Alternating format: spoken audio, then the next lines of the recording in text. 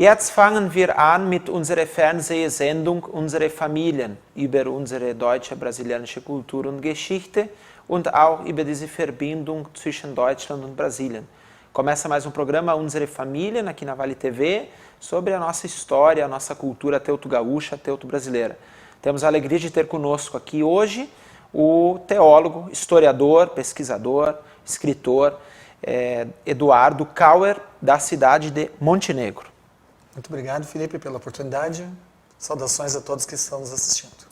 Eduardo, através do Unsere Familien, a gente tem gerado muito material audiovisual sobre a imigração e agora para o bicentenário da imigração alemã. Você pudesse começar descrevendo sobre o teu início nas pesquisas, e a gente sabe que você também é um entusiasta da genealogia, né? Como foi esse início e também famílias que você pesquisa, um pouco dessas histórias. Na verdade, a minha história, ela começa quando eu era criança e visitava os meus avós, né? Os meus avós da família Kauer, e ouvia muita história do meu avô. O meu avô me contava desde criança as histórias dele, do pai dele, do avô dele, do bisavô dele com quem ele conviveu até a adolescência. Então, por isso que eu tive muita formação, muita curiosidade nesse sentido. E quando eu cheguei aos 15 anos de idade, eu já tinha ouvido muitas vezes a mesma história, eu simplesmente resolvi pegar um caderno e dizer assim, vô, agora tu me conta de novo aquela história do teu bisavô. Que eu vou anotar. Que eu vou anotar. Me conta como é que o teu bisavô conheceu a Jacobina Maurer, como é que ele visitou os Mucker, como é que ele participou dos Mucker. E eu peguei o caderno e comecei a anotar. Agora me conta, como é que o teu avô Kauer vivia quando ele era um colono lá no interior de Montenegro? Como é que o teu avô, como é que o teu bisavô andavam de barco? Como é que era a vida deles? Eu comecei a anotar a vida dos avós, dos bisavós do meu avô. E mais um detalhe, assim, o meu bisavô, na década de 1930 até a década de 1960, o Oscar Kauer, ele fez genealogia. Então, o meu bisavô fez genealogia há quase 90 anos atrás. Ele já fazia. O que não é muito comum. O que não é muito comum, lógico. Mas ele e mais um primo da esposa, dois primos da esposa dele foram fazer genealogia, tiveram interesse e foram fazer genealogia. Não é muito comum, então. E com essas histórias que o meu avô me contou, primeiro eu escrevi alguns artigos no jornal lá de Montenegro, e depois eu escrevi este livro aqui, O Alemão Batata, que é o primeiro livro que eu publiquei, que é simplesmente essa coletânea de histórias do meu avô acrescidas de outras. Porque o meu avô não sabia tudo, e quando ele não sabia, ele disse, vai lá falar com a minha prima. E eu com 14, 15 anos, 16 anos... Colocava um caderno embaixo do braço e ia lá, batia na casa da prima, que era uma senhora de idade, e disse, olha, como é que foi a história do seu avô, do seu bisavô, da sua bisavó? Onde é que eles moraram? Onde é que era a casa deles? Como é que era a vida deles? E ela me contava, e essas histórias, então, eu fui coletando com fotos, com outras fontes, né, pesquisando em livros, assim por diante. E isso saiu meu primeiro livro, que é o Alemão Batata, né? Mas também a importância de ter iniciado cedo esse trabalho. Ah, sim, claro. Isso é uma coisa que várias pessoas já disseram, como eu gostaria de ter anotado a receita de bolo da minha avó, a história do meu avô, como o meu avô plantava ou como ele vivia. Por isso, né? Nós não passamos, né, Eduardo? Já que iniciamos cedo. Eu comecei cedo, então eu pude ir direto e anotar essas histórias, anotar essas até superstições eu anotava, crendices dele, eu anotava tudo que achava interessante, tudo que achava diferente, eu ia anotando e registrando ali para ter mais tarde como uma lembrança minha. E acabou vindo a público porque eu acabei publicando no livro, né? Então... Sim, e uma questão importante que gostaria que você destacasse aqui para os nossos telespectadores, sobre também a imigração alemã no Vale do Caí. Sim, pois é. É que os imigrantes, quando eles chegaram, eles chegam primeiro aqui no Vale do Rio dos Sinos, né? Vão ocupar essa região de São Leopoldo, Novo Hamburgo, Sapiranga, Campo Bom, e assim por diante. Mas, logo nos primeiros 20, 30 anos, eles vão começar a se deslocar em relação ao Vale do Caí, aonde haviam grandes fazendas já ocupadas, né?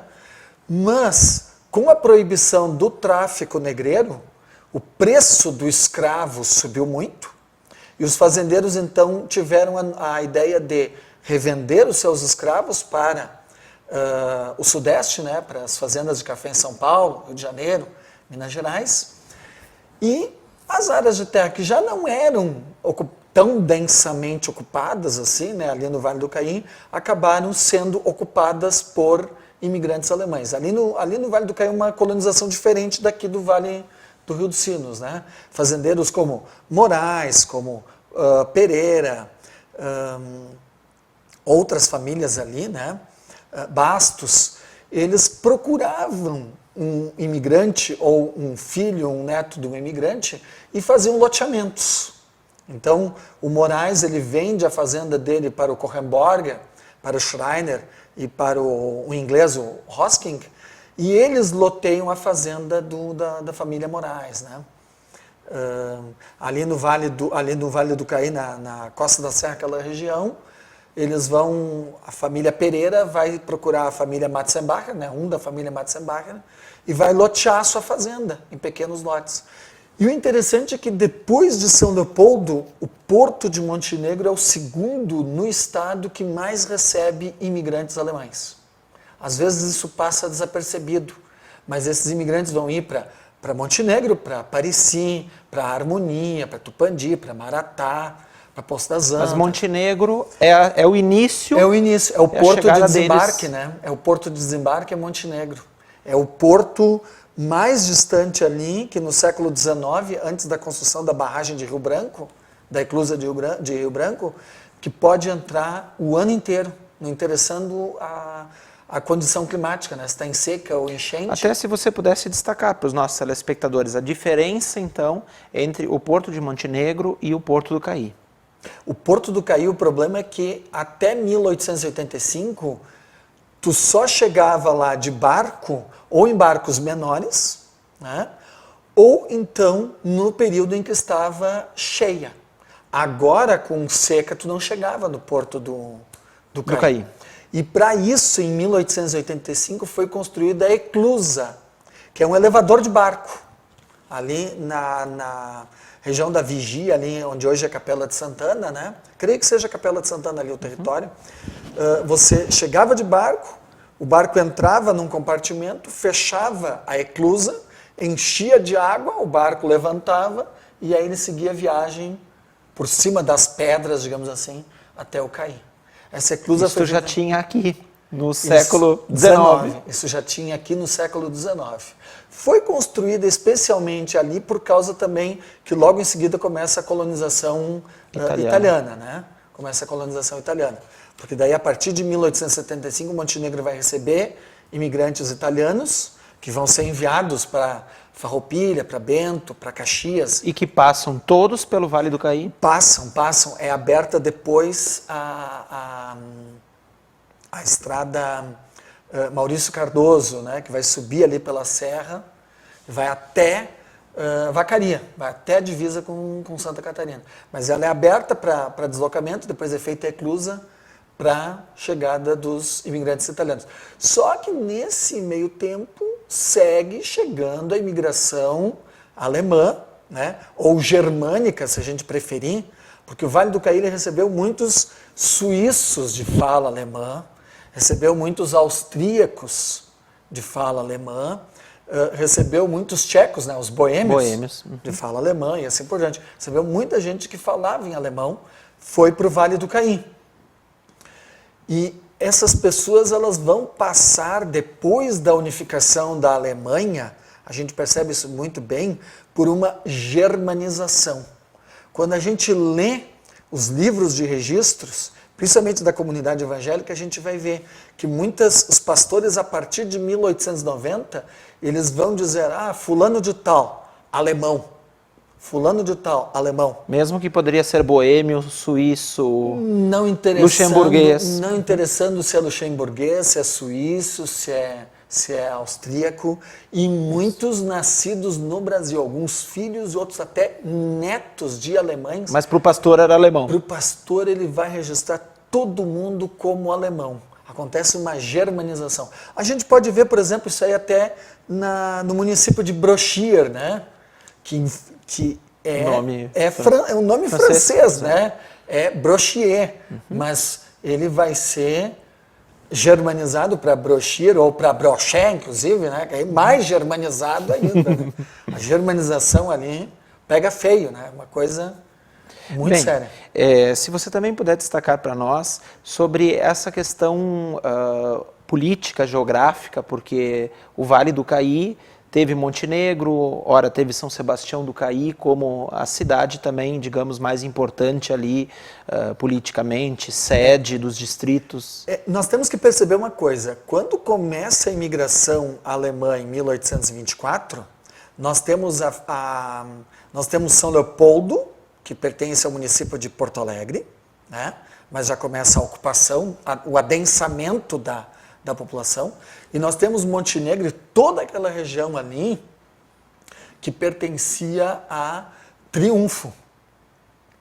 Só que Montenegro logo vai começar a receber esses imigrantes a partir de 1855, vai ter uma subsede do cartório de registro, que vai começar a registrar, né, essas vendas dessas terras, a partir de 1850, né, e vai começar a entrar essa população. A partir de 1850 e poucos, na década de 1850, vão ocupar Maratá, com essa primeira colônia. Do Moraes, inclusive, né? Do Moraes com o Korenborger, com o Schreiner e com o Valentin Hosking. Né? Montenegro tem isso também, ele recebe muitos ingleses, recebe muitos franceses, ele recebe... existem grupos étnicos. Outros imigrantes, outros grupos étnicos que vão entrar ali e que vão se estabelecer. Né? Montenegro não tem essa ideia de uma colonização exclusiva alemã. Né? Como até outros municípios do Vale do Caí. Já vai ter açorianos, já vai ter outras populações, inclusive uma população considerável de negros, né, morando ali, muitos inclusive livres. Né? Nós temos negros livres e nós temos negros alforriados morando ali na região. Mas politicamente, depois quando Montenegro se torna uma freguesia, do outro lado do rio, onde é Capela de Santana e São Sebastião do Caí, é município de São Leopoldo. É município de São Leopoldo. Então, esses imigrantes que estão aqui em São Leopoldo, eles têm contato com os fazendeiros lá. Eles têm contatos comerciais, eles têm contatos sociais e assim por diante. Né? De trabalho, tem muitos que se deslocam para lá, aqueles imigrantes que chegam aqui e vêm para morar em São Leopoldo, ou em Portão, ou aquelas regiões ali, o que eles vão fazer? Eles vão ir trabalhar como trabalhadores safristas, né? no rodeio de gado. Algum trabalho temporário, eles vão pegar trabalhos temporários na região de Montenegro, nas fazendas de Montenegro. E eles vão para lá para buscar alimentos ou coisa parecida que são produzidos lá, charque, e vão também comprar couro naquela região. Nas fazendas ali da região, eles vão comprar couro para trazer para esses curtumes e para a indústria calçadista que vai se estabelecer aqui em Novo Hamburgo, que vai se estabelecer em Sapiranga. Então a matéria-prima, parte vinha do Vale do Caí. A matéria-prima, em parte, vinha do Vale do Caí. Exatamente. Exatamente isso. Né? Muitas matérias-primas daqui, elas vinham de lá, porque aqui não tinha grande fazenda produtora, e lá tu tinha a charqueada, mesmo que em pequena proporção, mas tu tinha o couro, que era um subproduto que não era muito aproveitado. Né? Sim. E aí tinha o alemão aqui, que podia comprar isso mais barato lá, em maior quantidade, né? Trazer para cá e produzir, então, bota, sapato, chapéu, sela, laço, assim por diante, e depois revender no Vale do Caí, onde tinha o mercado consumidor. Interessante. E outra questão, né? São Sebastião do Caí depois se torna uma cidade emancipada de São Leopoldo, Sim. mas as relações permanecem. Permanecem as relações. E assim, ó, vai ter a sua própria... O interior do município de São Sebastião do Caí, ele vai pegar Bom Princípio, ele, que embora pertenceu durante um certo tempo para Montenegro, mas a maior parte do tempo pertenceu para São Sebastião do Caí. Mas vai pegar a São José do Hortêncio, vai pegar... Bom Princípio vai pegar Feliz, vai pegar Nova Petrópolis, vai pertencer A São Sebastião do Caí. para São Sebastião do Caí. Então é uma grande colônia germânica que está vinculada politicamente ao município de São Sebastião do Caí, né? Ao Vale do Caí, ao Rio Caí e assim por diante. Então tem todas essas relações assim que a gente às vezes tem que tomar cuidado, né, quando vê. É que às vezes as pessoas não se dão conta, mas Nova Petrópolis também está no Vale do Caí, é banhada pelo rio. Sim, sim. Se nós pegarmos geograficamente por via terrestre, Dois Irmãos é mais próximo aqui, Sim. São Leopoldo, se você olhar isso. Por exemplo, o meu bisavô, quando fez genealogia na década de 30, ele pegava o barco em Montenegro, descia até Porto Alegre, pegava outro barco, subia até São Leopoldo e aí pegava o... Trem? Não. Não, pegava cavalo e vinha até Dois Irmãos. Era mais próximo. Pelo arroio ele não conseguia descer, pelos arroios ali ele não conseguia Lembrando que esses contornos, essas estradas que nós temos hoje, não eram, ou se existia, não eram boas. Não tinha não tinha as pontes, né? Não tinha as pontes, não tinha as Exato. estradas assim por diante. Como é que era o trajeto mesmo? O trajeto era de Montenegro a Porto Alegre, de Porto Alegre em barco. Isso, via rio. Montenegro a Porto Alegre, barco era o mais fácil. Sim. Né? Quando a gente vê as traduções dos registros, a gente vê, quando a gente fez a primeira tradução assim dos registros da comunidade de Montenegro, a gente viu que a paróquia de Montenegro era uma paróquia fluvial. Ela é uma paróquia fluvial, porque os membros eram dos portos que tinham na beira do rio Caí, né, dos vários portos que tinha. Esta era a melhor ligação. Essa era a melhor ligação. E alguns vinham, por exemplo, de Arroio Bonito, São Sebastião do Caí, lá para Montenegro. Alguns vinham aqui de Portão para Montenegro, porque por via fluvial era mais fácil. Dependendo da proximidade fluvial, era mais fácil vir de barco. E tinha menos, inclusive, em Porto Alegre. Às vezes que vinham para os eventos religiosos, né, de batismo, casamento, vinham para Montenegro. Por quê? Porque por via fluvial era mais fácil. Você também pudesse destacar para nós, também dentro da Igreja de Confissão Luterana, mas dentro da Igreja Católica nós temos capelas e paróquias, e São José do Hortêncio com uma importância eclesiástica, né? Lá foi inclusive paróquia, depois transferida para o Caí, mas e retornando posteriormente a Hortêncio, né? Da importância que tinha, e aí os padres jesuítas atendiam boa parte dessa região. Isso. Os padres jesuítas, existe até uma celeuma em relação a isso aí. Os padres jesuítas, eles tinham, quando eu escrevi esse outro livro, né, O Nação de Feiticeiros, eu tive que pesquisar muito sobre os jesuítas, mas os jesuítas, eles vinham para atuar aonde a igreja tinha certas dificuldades, eles eram precursores. E o Rio Grande do Sul não tinha o atendimento de padres seculares que falassem em alemão. Montenegro era atendido pelos padres de Triunfo, que eram padres de origem lusa. Né? E quando entra a colonização alemã, então vai se trazer, principalmente para formar as paróquias ali, né, vão vir padres alemães, ou germânicos até. A gente pode pensar, de origem germânicos. A gente pode pensar no Theodor Amstadt também, né?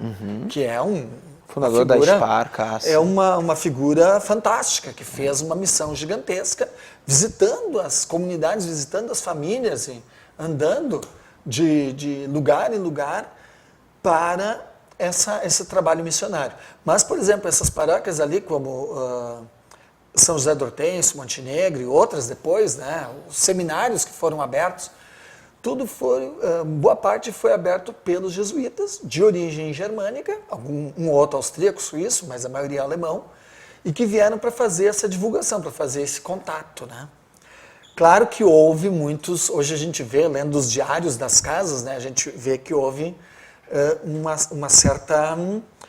certo atrito, principalmente porque aquelas famílias lusas que já estavam instaladas ali na região, elas não aceitavam essa religiosidade tão piedosa dos padres de origem germânica, e os padres de origem germânica não aceitavam a religiosidade dos lusos, que era uma religiosidade extrovertida, mais liberal, extrovertida, muito de eventos, né, de festas, e não tanto daquela piedade, daquela leitura.